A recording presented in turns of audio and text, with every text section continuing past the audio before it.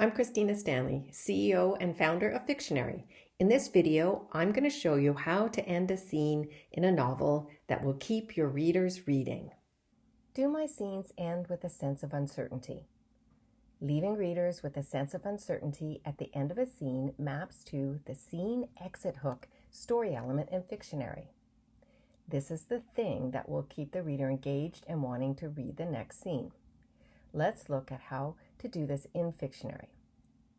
So we're in Fictionary on the Evaluate page on the Plot tab, and we're looking at the exit hook. You can use the exit hook in several ways. We'll scroll to the end of scene 1, and the final paragraph is, so maybe her great uncle was onto something. She wanted a life with Lance. Buying a home now wasn't a big sacrifice. They could still travel once he finished his residency and became a practicing doctor. A labor of love was a good thing. Okay, let's make an offer. There are 3 different methods for using the exit hook story element. The first is to note whether there is or isn't an exit hook by using a question mark, so yes there is, or using an X, so no there's not. The second method is to state what the exit hook is.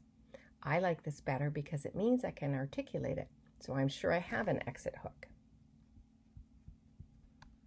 The exit hook in this case is, will buying a house hurt Shannon?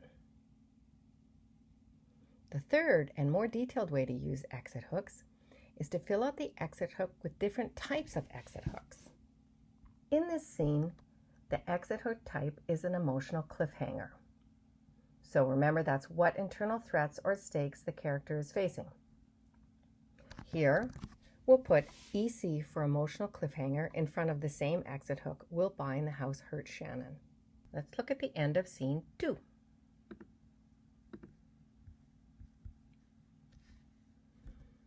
Maybe it's time to stop worrying about making everyone else happy and think about yourself first. You'd be a better reporter. In this scene, Shannon has just been fired.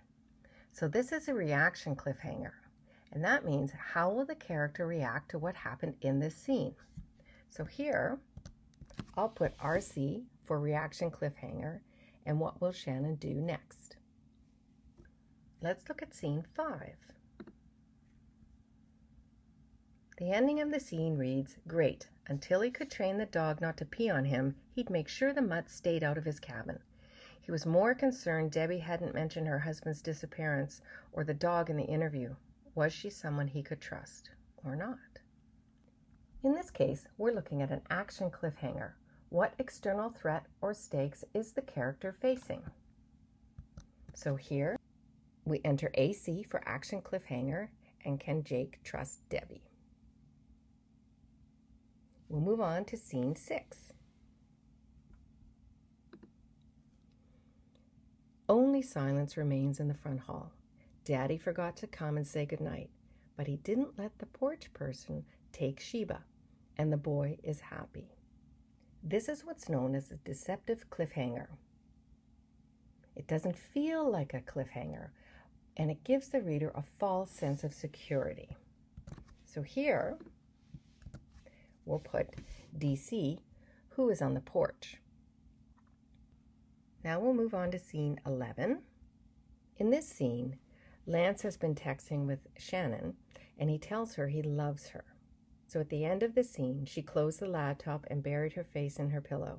In the morning, she go out for a run and sweat Lance out of her system. This is what's known as a knowledge cliffhanger. What does the character or reader know? In this case, the reader knows Lance still loves Shannon.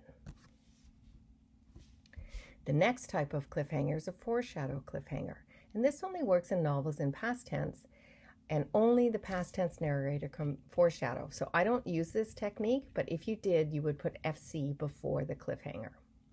Now we're going to look at a problem scene, scene 12. Here you can see I don't have an entry hook and the tension is mild. So this scene ends on a happy note. They're provisioning a boat. Nothing much happens except provisioning. And at the end is Shannon giggled just in case there's more room for cowboy food. So really, there is no exit hook here, so I'm going to type none. And you could also type weak if you had a weak exit hook. In this scene, you can see I need to make revisions. There is no entry hook, exit hook, and the tension is only mild. If you've used the third editing technique and entered the type of exit hook, you'll want to see what your cliffhangers look like on the story level. So let's have a look at the story map. I'm only interested in the exit hook at this point, so I'll select none to clear out the story map, and then I'll go and select the exit hook.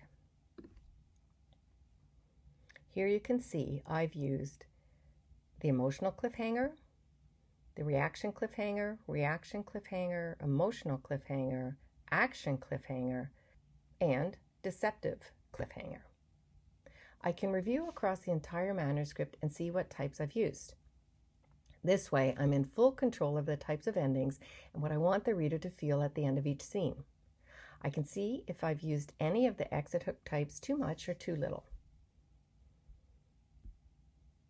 By doing this, you'll know if each scene leaves the reader with an exit hook, and if not, you have a revision plan in place to fix the issues. You'll have answered the question, do my scenes end with a sense of uncertainty?